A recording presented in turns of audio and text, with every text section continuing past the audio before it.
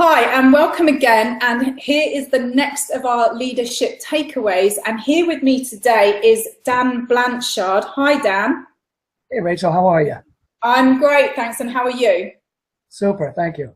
And again, I'm very pleased that Dan, again, is another author, speaker, and actually a teacher this time, and from America, and he's from Connecticut. So a lot of my leadership takeaways are from people and leaders residing in America. So I'm very happy to have you here today, Dan. Well, I'm very happy to be here, Rachel, and looking forward to spending some time with you. And the dog's happy as well. And just to introduce Dan Blanchard, as well as being, as I say, a teacher and a speaker, he's an author of Granddaddy's Secrets, which there's 3: Feeling Good, Feeling Strong, and The Storm. So go look those up to find out more about what Dan does. So without further ado, I will get into the main part of leadership takeaways. And the first section we look at, Dan, is strategy. And again, as I always say to people, this goes off 1,000 different ways depending on the person I'm speaking to. But for you, when starting out in life and, you know, growing up, was there a clear strategy? Because for some people there is a clear strategy in your kind of way forward. Because I know that you were a 2-time Olympic wrestling champion, and you touched on, when I watched one of your YouTube videos, that you're growing up in an area where you did kind of get beaten up and you had to stand up for yourself. So it's great personal development right there when you were a kid of, I'm going to stand up for myself and I'm going to fight adversity. So was there a clear strategy when all of that was going on for you, Dan? Well, I'm glad you brought that up, Rachel. And I don't think that there was a clear strategy. I was just a little boy trying to survive in the inner city, you know, and, you know, living in a rough home and in poverty and all that stuff. So I didn't even know what to think of it all. So I kind of don't think that there was a strategy. But one of the things, you know, just kind of one thing leads to another sometimes, Rachel. And as you had just mentioned, like, you know, I had to kind of fight to survive and stand up for myself. And one of the things that I loved doing was watching sports, like on TV and playing sports. So to me, sports became like the outlet, and sports became the strategy. And sports became the place where I could start to feel good about myself and start to achieve a little success and make friendships, you know, learn teamwork and learn a lot, you know, perseverance and showing up early and staying late. And the whole thing about what you put into it is what you get out of it. You know, if you don't put the effort in, you don't get anything out. So I think that was something that just somehow, you know, went into me. And somehow kept beating me over the head that this was the way of the world with sports. And, you know, I wasn't doing very well in school, Rachel, or any of those other things. But sports was the thing that kind of taught me how to win more often and how to be successful more often. And then it took me a long time to be able to, like, put that or transfer that over to other aspects of my life. And then it took even longer for me to be able to figure out how to, let's say, articulate that and explain that to people, that was kind of the strategy, even though I had no idea that was the strategy at the time. And it took a lot of years of introspection and reflection and looking back to say, you know what, that was the strategy that kind of like banged me over the head a million times. And then sooner or later I got it. That was it. You know, those are the sort of things, the lessons that you learn in sports can help you become more successful in the real world. Yeah, so you were saying it was obviously the comradeship, and it was great. It was obviously providing you the motivation when you were not enjoying other things. But what do you think really about the sport? Was it the fact that you were just good at it and you felt fulfilled, or what was the? No, I think, Rachel, the secret to sports is something that, like, our youth today is lacking. And maybe not just our youth, but maybe all of us, like in this microwave and remote control society, is the whole thing about effort. That effort is like everything. Effort's the #1 thing. And if you outwork your competition, then chances are sooner or later you're going to be able to beat your competition and you're going to be able to become more successful. So again, like, you know, one of the sports that I really enjoyed, I played a lot of them and enjoyed a lot of them, but one that I really enjoyed was wrestling. And I had a lot of success in wrestling because it was just me against my opponent. There was no team to hide behind. No excuses, no blaming somebody else. It was just me against my opponent. And whoever had worked harder and deserved it more, earned it more, was usually the one that won the match in the end. You know, the one that did not give up when the going got tough. That was the one that usually won in the end. So I think that right there became like the ultimate secret of the whole effort thing. Of, you know, and I joke sometimes, I mean, I'm not the smartest guy in the room. So I joke sometimes that sometimes, you know, I got to do things 2 or 3 times when other people maybe only do it once. But with that 2 or 3 times, or if it takes me 4 times of doing it, I usually find myself winning. You know, whereas somebody maybe only does it once, finds out that they find themselves maybe losing to me who's done it 4 times. And, you know, and the reason why is because I'm willing to do it 4 times. Whereas most people are only willing to do it once, maybe twice. You know, so they're just not going to put in the amount of effort that I did. And that's where I learned that in sports. The more effort I put into sports, the more successful I became. And that correlates, it transitions very nicely over to life. You know, the more effort you put into life, the more successful you're going to be.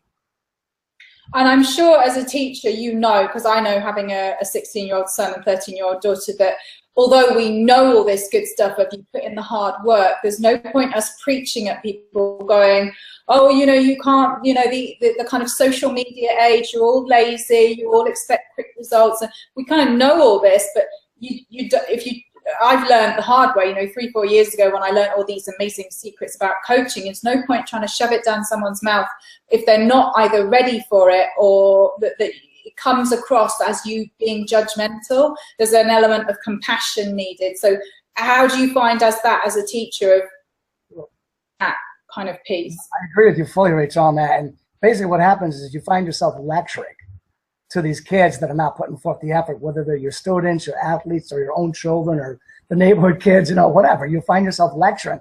And when you start lecturing to them, they turn you off and they don't pay attention to you. Or sometimes they try to do the exact opposite. So the couple of things that I found that works is what I do is I always try to build relationships with the youth. You know what I'm saying? Spend that time with them, building that relationships, and they'll open their ears a little wider for you to listen, you know, for them to listen to you. The other thing I always try to do is I always try to do what's called inspirational leadership.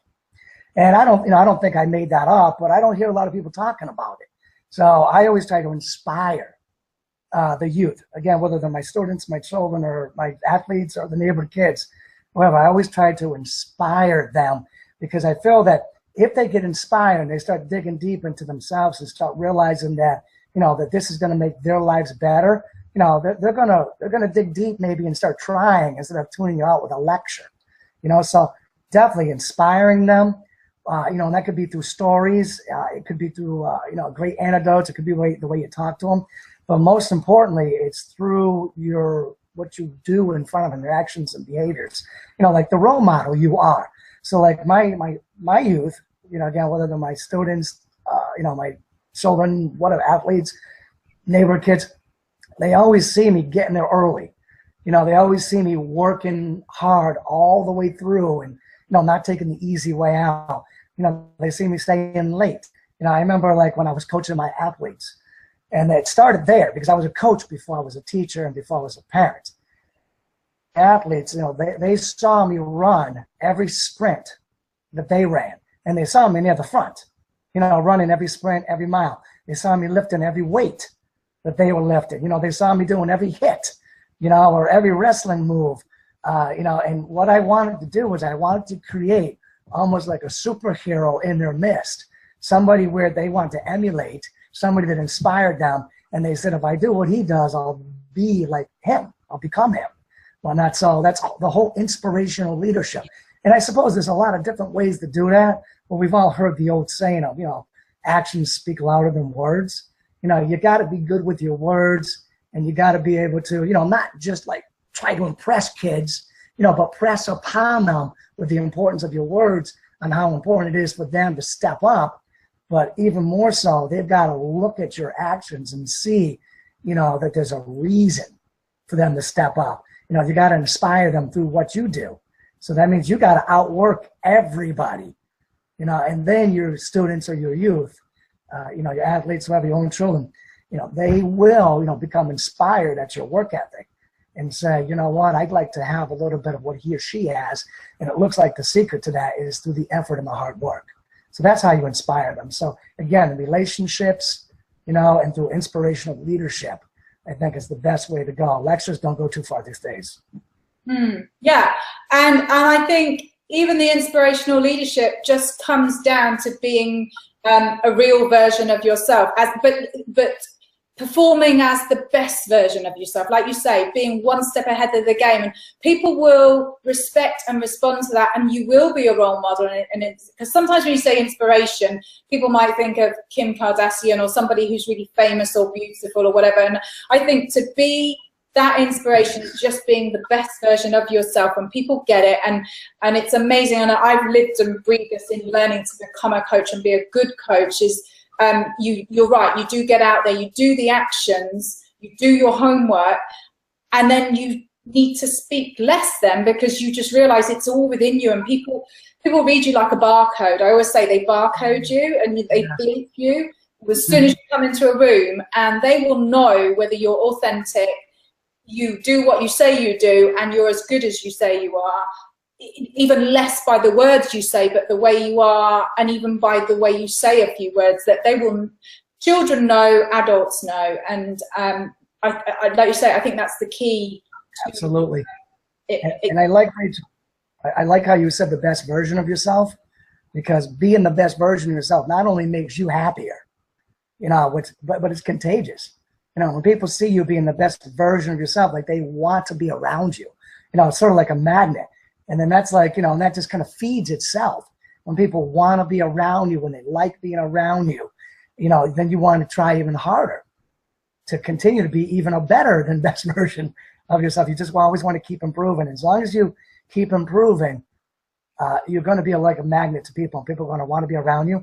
And then you have the chance, you know, to do some real change, positive change in this world, when people want to be around you because they're inspired by you. You know, it's funny, Rachel, I was just recently in Washington, D.C. I was asked to come speak to the nation's teachers about some of the things I do with children, you know, especially with difficult students. And an old friend of mine, who is a Ugandan princess, happened to be in Washington, D.C. on that same day. And we met for dinner that night and hung out and talked. And, you know, we both only had about an hour. So we hung out. And when it was all over, she posted up on Facebook, you know, Mr. Blanchard, it was so nice seeing you again. You're still very energetic, positive, and warm. You know, and I was like, that makes a huge difference. You know, when you're positive, energetic, and warm to people. Yeah. You're including them, you're building those relationships with them. You're being kind. You know, unfortunately, I'm seeing too much of the opposite these days, where people aren't being kind, but they're always, you know, trying to be like sarcastic and rude and get one up on you, try to beat you out in a way. And I'd like to clarify that, Rachel. Like when I talked about sports, you know, and how, you know, how to win. Well, winning doesn't mean that you like get something at somebody else's expense. You know, I don't really call that winning. You know, some people call my philosophy like a win-win, you know, where you help others win. And if you help others win, then you win too.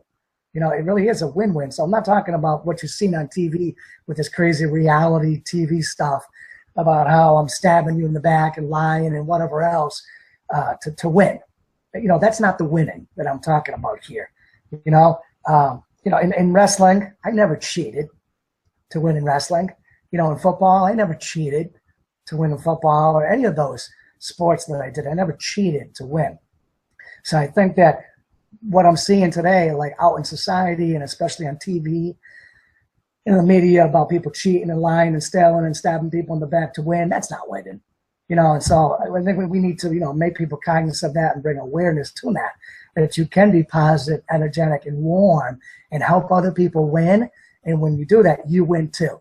You know, some of my happiest moments, Rachel, was when I was watching my students do better in school and win. When I was watching my athletes, you know, win.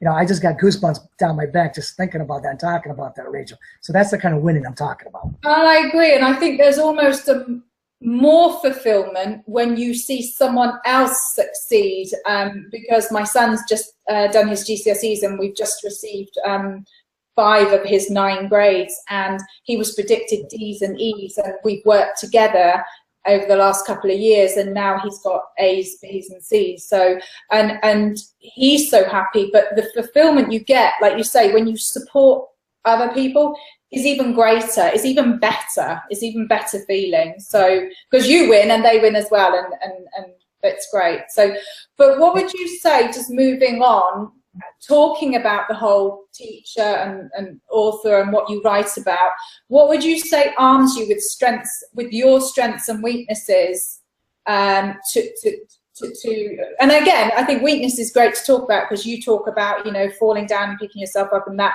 resilience. So what are your strengths and weaknesses to support you being the best teacher and author?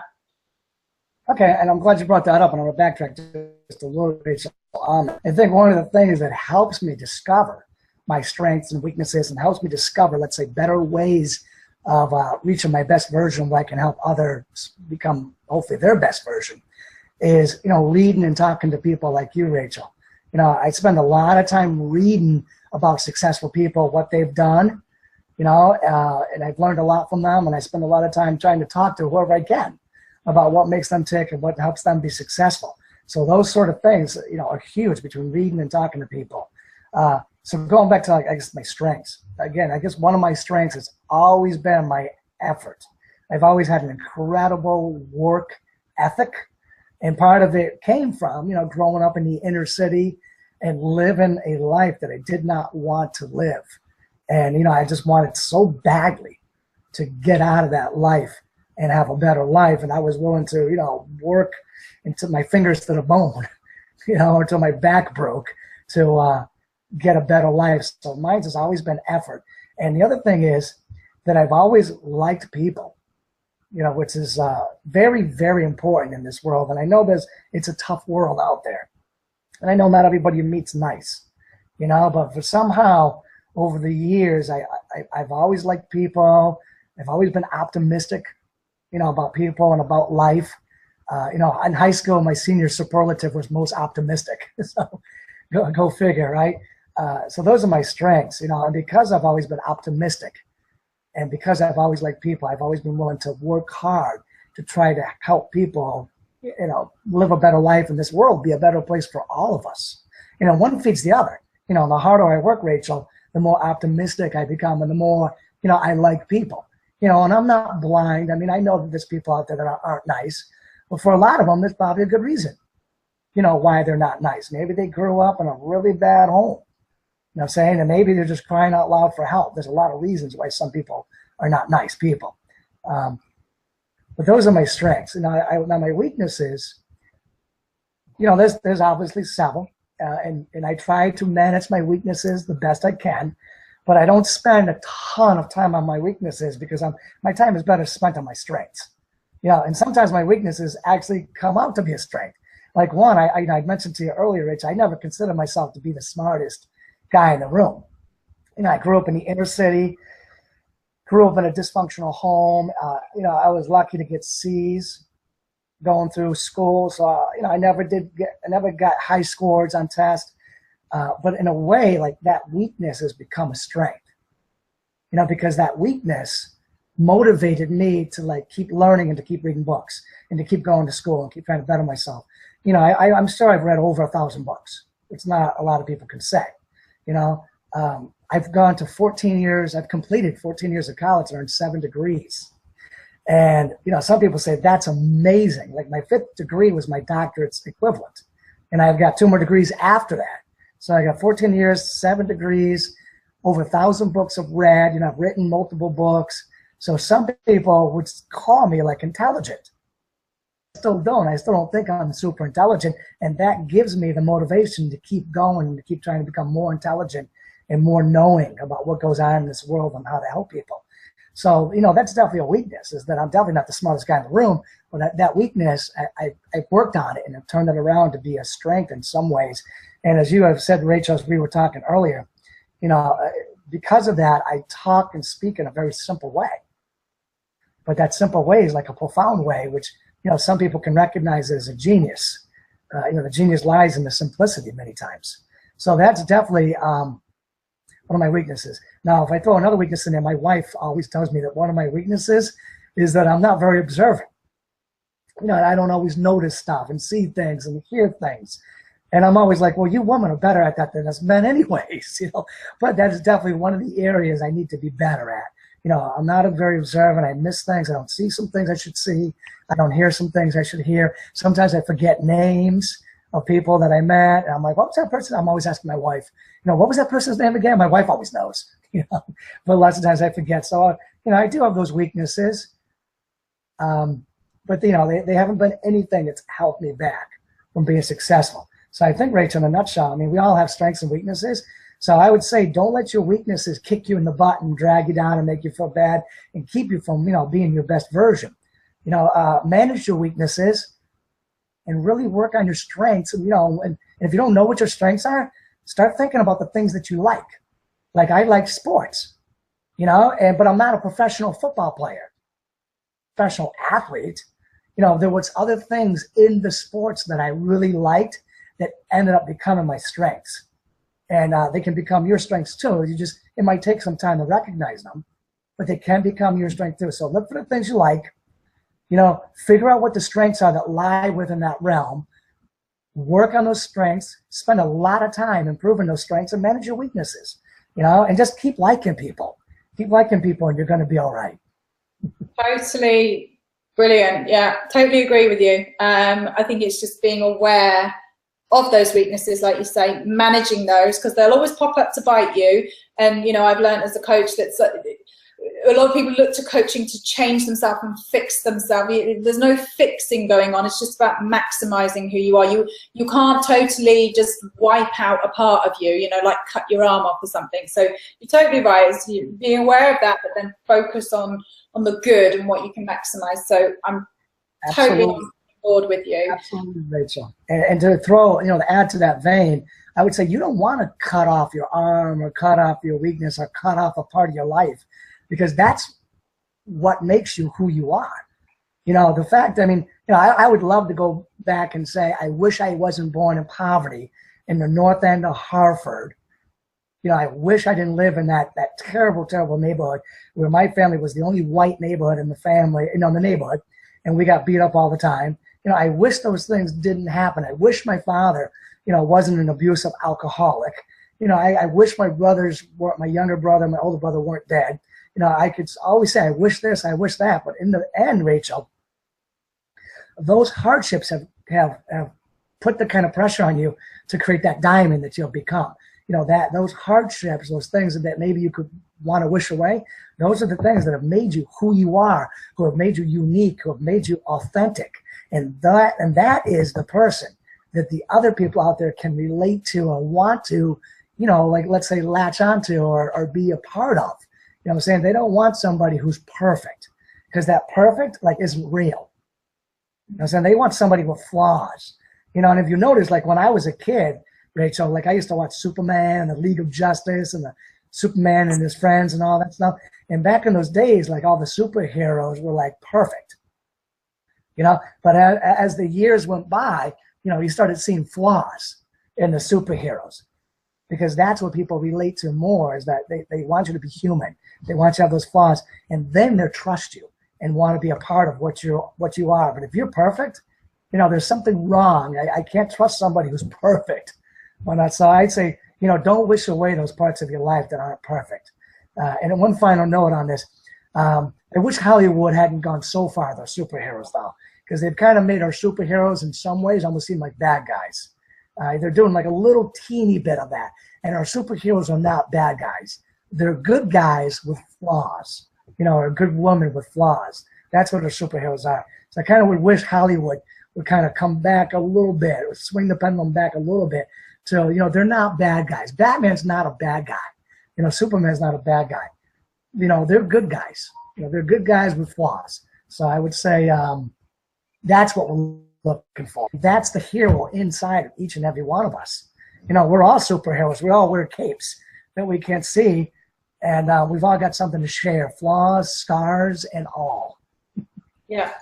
And some of the Marvel's characters are more my favorites than others. Like, I love Thor with his mallet thing, and he's just gorgeous. So if he wants to turn up in my neighborhood and be single and date me, that's fine. He'll be my good guy. So yeah. I hear you, Rachel. For sure. So moving on to the third section, we look at resources, and this I've spoken to different people who maybe have bigger companies, so they've got different departments and lots of staff and you know, manufacturing processes, and obviously yourself and I, you know, we're in the more consultative services and work one-on-one with people, and we don't produce any products. But what would you say the resources are that arm you to be the best of what you can be? And I think you have touched on it by the reading that you do and talking to great people. Is there anything else that kind of goes into your daily processes that you resort that supports you? Absolutely. I'm glad you brought that up. And I talk about this and write about this from time to time. And it's such a hidden gems. It's a hidden secret that people are overlooking. Way too many people are overlooking this. And one of the resources that I've been using for years is our free public library. Now, I know that may sound too simple to some people, but again, the genius lies in the simplicity, right? I mean, I'm a school teacher. You know, I make a school teacher's paycheck. I got 5 children of my own at home. So, you know, there's not much time and not much, you know, an abundance of money in my life. So I started a long time ago going to the free public library and reading every single book I could get my hand on about successful people, which I kind of mentioned earlier. You know, and of course I also read this section 158, which is the psychology section, which is again about people. You know, the psychology of winning, the psychology of goal setting. You know, there's all sorts of psychology books in section 158 in the library that's free. You can just check it out and read them and learn a lot about human nature. You know, and sorry to roll that on like one step further, and I do get you, but I think it'd be nice for us to demonstrate to people.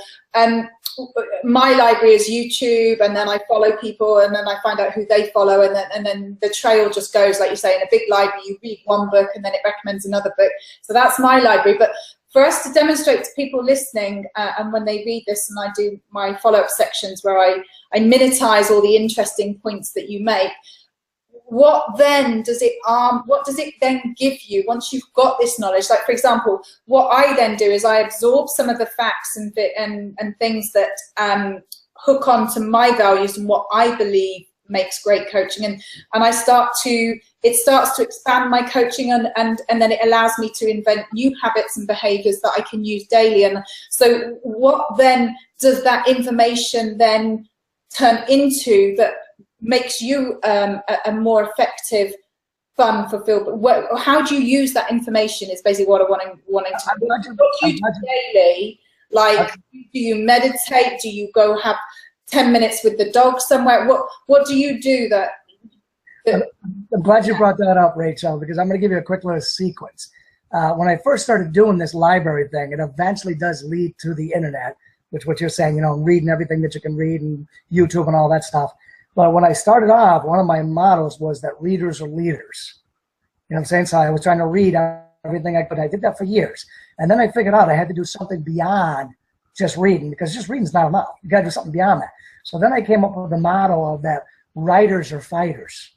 So what I took was I grabbed whatever knowledge I was gaining from reading, and I started writing. You know, and you can write a blog. And now what you're doing is you're doing a thing that the psychologists called metacognition. You're actually thinking about your thinking, which is one of the most powerful success tools you can have when you're writing, you know, writing about what you read. So you write about what you read, and you're thinking about your thinking. And writing slows the whole thinking process down enough for you to actually see it on the page, because when you think about your thinking, it goes, woo, it's all over the place. You know, and unless you're somebody like Socrates, I can't freaking hold my thoughts still long enough to really think about my thinking. But the whole tool of writing, that strategy of writing, has enabled me to think about my thinking, which is a huge success strategy. And, you know, then I started writing books. I started writing newspaper columns. You know, I started writing blogs. And the more and more I started writing this stuff, then and thinking about my thinking and thinking about how this stuff applies, you know, now it's time to take it to the next level and not just apply it in the, like, say, the virtual world or the print world, but now you got to start applying it to human beings. So now when I start talking to people, you know, and start helping people, whatever it may be, whether it's coaching, you know, whether it's speaking in front of a large audience or consulting or whatever it is, you know, now when I'm talking out loud and saying things, like, I sound like my thinking from my reading and from my discussions, you know, with people like you, Rachel. And it just keeps feeding. It's just a whole big cycle of you're talking to people, you're reading, you're applying it, you're writing it, you're thinking about your thinking, you're writing it, you're saying these things out loud that have come from deep thought, you know, from writing.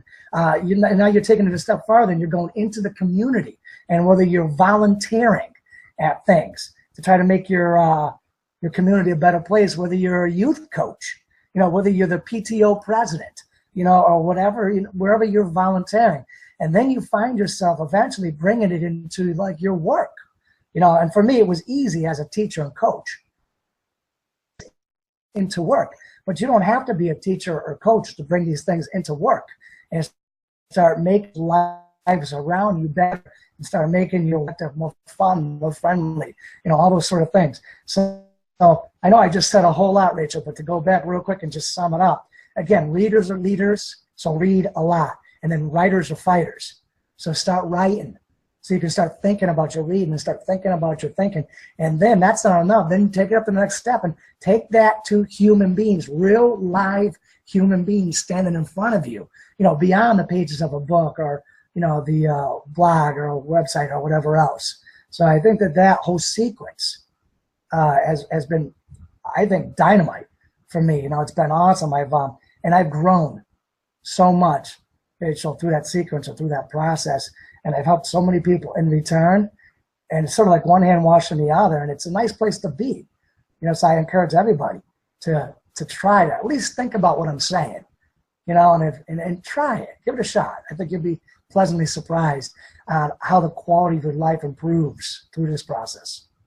And thank you for sharing that with us. And I totally agree with you. And there'll be a lot of people who won't necessarily try it. But even if people can just take from this that at the end of every day, a lot of people diarize what's happened in their day, or they do a gratitude calendar and write something they're thankful. And then there's a lot of people, like you say, who don't even think about their thoughts. And that's fine too. There's no right or wrong. But if you want to be a better version of yourself, I totally agree with you that is probably one of the instrumental things that will allow you to be a better version of yourself, because you can only do that by, like you say, assessing what you're taking in through your eyes and ears, what you're listening to, what you're reading, putting in the quality stuff, putting in the people who you aspire to, then thinking about it, thinking about how it fits into, because I do the same as you, I invent systems in my head of where that information goes, and then how it makes sense to me and how I can use it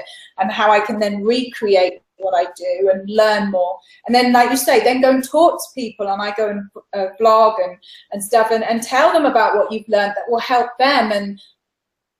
But not everyone will do that, but I think, and even if we tell them, it will make you a better person.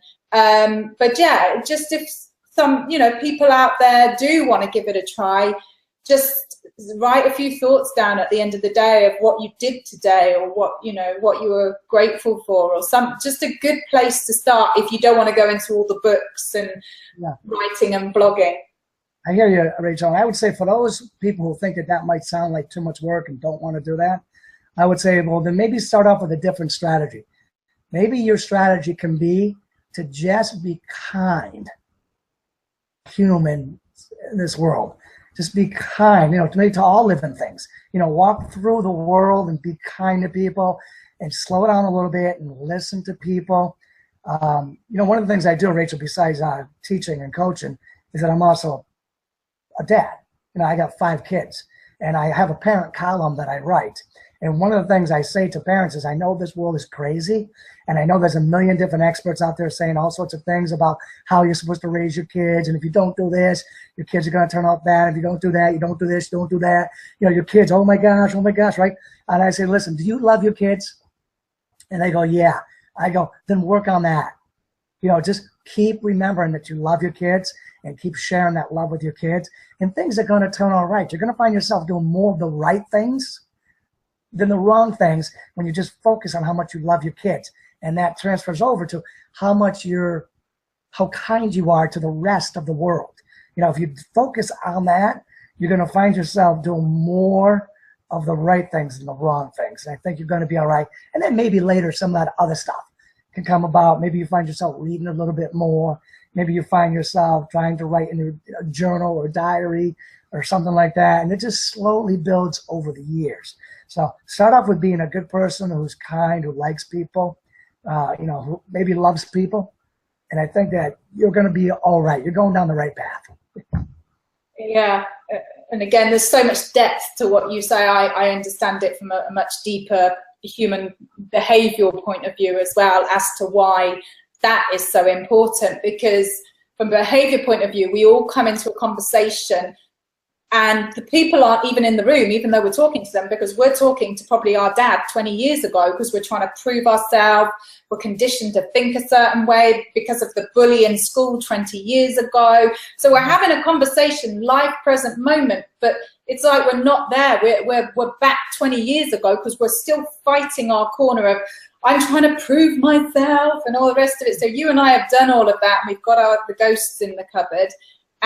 And now we're just ourselves, because we've been able to accept that and just, like you say, just have a plain and simple conversation about how I can be kind to somebody, rather than my ego in the room of, I have to prove myself, Absolutely. And I think the whole ego thing and the whole me, I mean, we live in a world where, at least way back in the prehistoric days, we had to survive. And a lot of that was me to survive. If I could, maybe I couldn't outrun the saber-tooth tiger, but maybe I can outrun you. So if I can outrun you, the saber-tooth tiger gets you, and I survive. So it's rooted in us, the me. Right? So, but what happens is, with that whole me rooted in us, we find ourselves thinking about ourselves way too much. And when we find ourselves thinking about ourselves way too much, many times we can't help but start dealing with those demons of our past that are still there, and we find ourselves getting depressed, and when we get depressed, we're not our best person. We're sad, we're depressed, we act angry, we lash out, we're mean, we're inconsiderate, we don't have time for others. We bite back at somebody with cruel words, that hurt. We do all these things when we're thinking about me, which is natural to think me. I say that when you get there, when you find yourself being there, when you're cognizant, when you're aware of yourself being there, and that's a skill too. It comes down to thinking about your thinking, that metacognition that we talked about earlier. So when you're good at that metacognition, so start writing more and you'll get better at it. But when you're good at that metacognition and you catch your thoughts being in a bad place, then what happens is the number one thing you can do is to stop thinking about yourself and try to go help somebody else. And that's like the doctor's medicine. It's like the best thing that he could order. Stop thinking about yourself and go help somebody else. And then you'll find yourself automatically becoming happier when you do that. And that's the world we want to live in, where people are happier, when they're not always thinking about themselves and finding themselves in some dark places. We want to be in a world that's good and kind and pleasant. And the best way to make that happen, and when people are succeeding, and the best way to make that happen is that you go out and you start helping somebody else, and you'll find yourself becoming the kind of person that you want to be and living in the kind of world that you want to live in. And I think a big element of self-forgiveness, because I'm a mum living with 2 children, they've been raising them by myself for 8 years and loving every minute of it. But there have been times where I've struggled, where I've gone back to being human. So I might snap, or I'll have an argument with them, or I'll be trying to prove myself, or I'll feel guilty about something. So I'm trying to, when you do that as a parent, you obviously over-parent and you don't manage the situation well. So what I've been able to do in being a coach and a parent at the same time is you start to hate yourself, thinking, oh, well, that's not very coach-like behaviors. But what I now do is I forgive myself. So I forgive myself in the moment where I know I've been a bad person, you know, not very effective and shouted, but it's getting the boundary that they do need that kind of someone to hold them to accountability. And sometimes you do have to raise your voice, but there are times where I go over the top, and then I just go back in and apologize. And I say, hey, this didn't work. And my son or daughter will go, well, that's okay. And I'll be like, well, no, it's not okay, because I did shout too much. So what I'm going to do in the future is X, Y, Z. So it's just being able to forgive yourself, but then put something in place so that next time you can either notice quicker, or they say something quicker, or whatever, so that nobody feels a victim about it. Because I think too often as a parent, you can be left feeling a victim when you go, oh, whoops, I've just been human again, and just shouted too much, or, you know, not being so nice just because I was in a mood or grouchy. Do you see what I mean? So you're still human, but then you've got to be as effective as possible in that situation. Yeah. And I totally agree with you, Rachel. And I got to tell you, you know, parenting is probably the toughest job out there. You know, and it gives you many, many opportunities on a daily basis to be humbled, you know, and to feel overworked and underappreciated, and all those things that start making you more human and flawed. So, and then that's a great opportunity. You know, it's like a training ground or a learning ground. It's a hard one. It's a difficult one where you're going to get bruised and battered a lot. You know, but that's what I love about what we do, Rachel. What we do is, you know, we're always trying to like read and speak and listen, and trying to like learn better ways of doing things and ways of helping people. And because we do that sort of thing, it helps us recognize a little quicker when we're falling off the straight line of living the kind of life that we want to live. And it also helps us, it keeps us engaged. It gives us the fuel, you know, it gives us the constant reminders of that this is how you're supposed to do it. This is the way you live your best life, is by doing these things. So hopefully we fall off, you know, that boat a fewer times than maybe somebody else. And when somebody else falls off, we help them. And in helping them, we also remind ourselves, you know, to stay on that straight line of where we want to be going in life, and creating the kind of high quality life we want to create for us and all of our people. You know what I'm saying? So it's kind of funny, like, you know, when people like me and you, we come out and we write these things or say these things or do these things, people think that, oh, you're an expert at that. And the funny thing is I still feel so weird when people call me the expert at that, because I'm like, I'm not the expert. I'm almost like doing this stuff to remind me to keep doing what I need to do, because if I don't remind me through my readings and writings and talkings with others and all the other stuff I do, then I'll fall off, you know, fall off that boat and start living a less than maximum life. You know what I'm saying? So that's the great thing about what we do, and the great thing I try to share with other people. When I say go out and help people, I'm hoping that at some point, you know, they catch the bug and they start doing the sort of things that me and you are doing, and they're going to find out that they get some of the benefits that me and you are getting, the constant reminders, you know, noticing it quicker, you know, maybe than other people notice it, because we've learned about that, you know, thinking about our thinking and stuff like that. So it's definitely a win-win. And again, in parenting, it's a great place to practice, because parenting is a tough battleground. You know, it's a great place to practice these sort of things, and you're going to fall down and get hurt a lot there. Oh yeah, but you know, you learn quicker. You know, when I was going through coaching courses and my diploma program, and I would see other members of the group probably grasping things slower, because I was putting myself at stake every day, like you say, because you think about your thinking, and then you say your stuff, and then you take the actions, and then you make the mistakes. So it allows you to, like you say, it's not about us being perfect, but we just get back up quicker because we can recognize it quicker. And it's just that we're the experts in the sense that we've learned a load of models that we can talk about that other people can use, but we are still novices because we are still learning, but you know, sort of more expertise than we had previously. So I love speaking to someone who also puts themselves at stake every day and is willing to kind of go, what do I need to do to be a better person today? And the last element, the fourth part, is we look at insights and kind of future focus. Where are you going? So we've talked a lot about insights. I think that's kind of covered, but what would you say for future focus, Dan, where you're at? Are you going to continue teaching, or do you want to be more of an author, or what's that for you? Well, I got to tell you, Rich, I'm very lucky where I've been an inner city school teacher for over 20 years, you know, and I've got to coach sports and have a really good time doing it. And through my journeys over time, it took time, a lot of hard work, but I enjoyed the journey, which was really important. And over the years, I've become an award-winning author, you know, speaker and teacher, and I've been able to do a lot of different things. You know, I started off with teen leadership for teenagers, because that's who I was coaching and teaching with the teenagers. And then, you know, eventually I ended up having 5 children of my own and got into parenting. So I have like parenting columns, teen leadership columns, and just leadership in general. And then I found myself, because I am a teacher, I found myself getting into the realm of education, and where I've been able to write some educational books. And, you know, the American Federation of Teachers hired me to go on a speaking tour. So, you know, I've been out speaking to teachers. Just spoke, you know, I was just asked to come down to Washington, D.C. to speak to the nation's teachers. So I found myself with teens, I found myself with parents, and I found myself with teachers, which is a great place to be.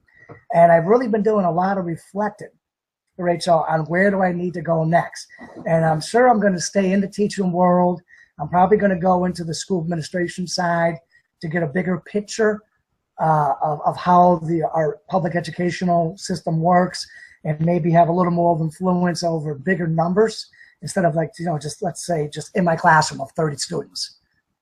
You know what I'm saying? So I'll probably go that way. I'm probably going to continue to still do some stuff with teens, leadership, probably still do a little few things with parenting and, of course, the educational world, the academia, educational world.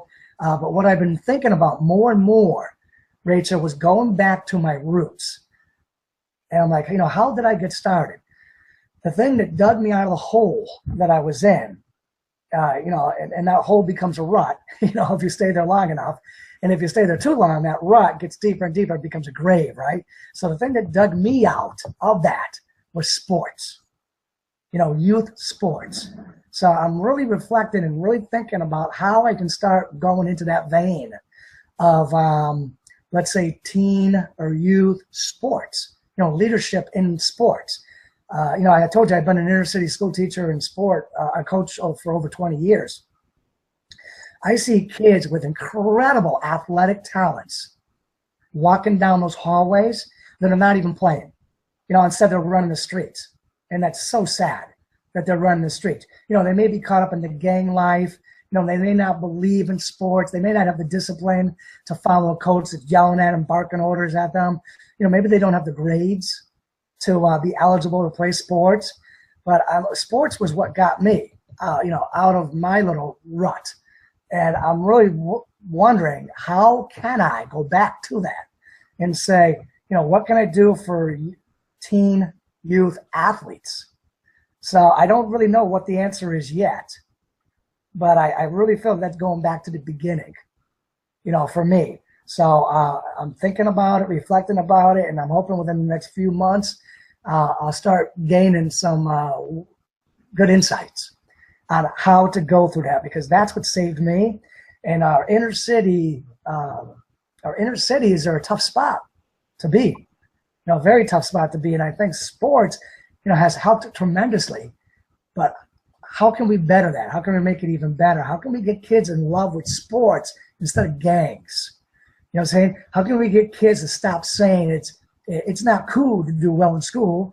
You know what I'm saying? They need to do well in school so they can play sports. And if we got to use sports as the crutch that gets them to do well in school and gets them to have better grades, then let's do it. Let's use sports to get them to have those good grades so maybe they can have a chance to get into college or do something with their lives after sports is over. You know what I'm saying? So I think that, you know, that's the insight that I'm working on right now in my head and I'm tossing with. And I imagine eventually I'll probably have to start writing about it. And that will give me further insights on how to actually then take it into the community of, you know, let's say the inner cities and get this whole thing about sports and leadership and, you know, the work ethic and all those other things that sports teach them and make that a bigger deal for, let's say, our inner cities and get our kids in the inner cities in on the right track and make our inner cities a better place. Because I think that the inner cities they're going to keep growing. The urban population of America is going to keep growing. The cities are going to get bigger. So I think something needs to be done, and I think sports could be it. Plus, it'd be great for me because that would help me go back to the very beginning stages of my life and help me understand better who I am, which is a good thing, Rachel. Absolutely a good thing. Full circle. And well, suggestion to you, I don't know whether you consider, but like actually going and speaking to some of the inner city sports coaches, or maybe going and speaking to when the guys and girls are practicing maybe in their little netball courts or whatever in the local neighborhoods, just going and having a quick chat with some of them and getting the word on the street of, okay, you guys are practicing. What had you practice and get into sports when you could have turned another way? And then maybe talking to some of the gangs that are on the streets and saying, what has you not get into sports or try it? And what would allow you to access that or see it maybe as an option? So just going and doing a survey of the local area. Sounds like a great idea, Rachel. Thanks for the advice. You're very, very welcome. And also maybe to try and start speaking to some more higher level profile sports stars who I'm sure you might know, who have come from the inner cities, who are maybe looked up to. And even a guy like Lewis Howes. Have you heard of Lewis Howes? Yep. Yeah, so he's very famous in the blogging social media world, and he's a big advocate obviously of sports, and then he got a sports injury and then he turned it to his advantage like we talk about, but obviously he went out of sports into business, but he loves his sports and he still tries out for different sports teams, and he's writing a book on manhood and what it is to really be a man and things like that. So he might be a really great advocate to go to as to, well, it's just worth a shot. Absolutely. I'm going to start digging into that stuff. And so sports is such a great foundation. It teaches you so many things. There's something special about being a teammate. There really is, and about working hard for a common goal, to try to win, try to improve your performance. And I think if we just take those things, Rachel, I got to say, sports, and the other great team I was on was the military. Everybody working for a common goal as a team. So between my youth sports and my military experience, it taught me a lot of life lessons that I think our youth today can benefit from. So I think it's definitely something that we need to look at closer and see how can we take some of these lessons and apply them to, like, let's say, our inner city youth and help them, maybe help them be involved, in these sort of things. So it's definitely youth, and I think that applies to everybody. I think it's youth and their parents, because whatever's going on with the parents is going on with the youth. So, you need those role models, and I'm very proud of my children. I'm sure you're very proud of your children, but you put some hard work in being there for them and providing the role models. So I think it's not just a case to point to the youth. I think, like all of us, all of those people out there not willing to put themselves on the line and say, what can I do to help and be better and be kind and all the rest of it. Anybody out there, I think it really does apply to. And I totally agree with you, Rachel. Now, the Storm, the book I wrote, How Young Men Become Good Men, that's about an inner city athlete and about the struggles he's facing, teenager and all that. But to emphasize your point that you were just making, like, I get people emailing me from all over, and they could be like an 83-year-old grandmother saying, I read your book, and I got to tell you that book is not just for teenagers. That book is for all of us. You know what I'm saying? And I get parents emailing me, saying that they read the book and they're giving it to their kid and this and that. So I agree with you. I know we said before, me and you do the things we do and it helps us improve and helps us help other people. But I really think that when we're out there with our message, whether it's our books or blogs or whatever it is, we have like our niches where we put that in, because we're trying to pinpoint that these people, it's really, really going to help. But the thing is, outside of those niches, those wider circles, there's tons and tons of people out there that will benefit from what we do, what we write, what we talk about, and, basically what we coach. And I definitely encourage those people to start, to look at our stuff, not just our stuff, but everybody's stuff, of course, right? And to step up their game. And if they step up their game, then this world's going to be a great place to live in. And obviously our stuff is great, but yeah, I want to take this as second in closing, Dan, just to say thank you so much. I do learn a lot when I do these leadership takeaways, but I've learned so much from you, and I really do want to thank you for spending this time with me, and hopefully some British audience that will listen on social media, but also from your audiences and people around the world. And thank you for what you do and what you contribute with the books. Like you say, although they might appear simplistic, they are so deep-rooted in human behavior and culture and the way we all work and the way things don't work. And thank you on behalf of everybody for contributing what you've contributed. Thank you, Rich. I appreciate the opportunity you gave me to be on your show and reach out to the British audience. And I'd love the British audience to maybe contact me and say hello if they get a chance. They can find me on my website at granddaddysecrets.com or danblanchard.net. So definitely reach out to me and say hello, and I'll definitely say hello back to you. And so again, thank you, Rachel, for this opportunity. You're very welcome. I loved having you, and yeah, have a nice rest of the day, and I'll speak to you soon. You too, Rachel. Cheers, Dan. Bye.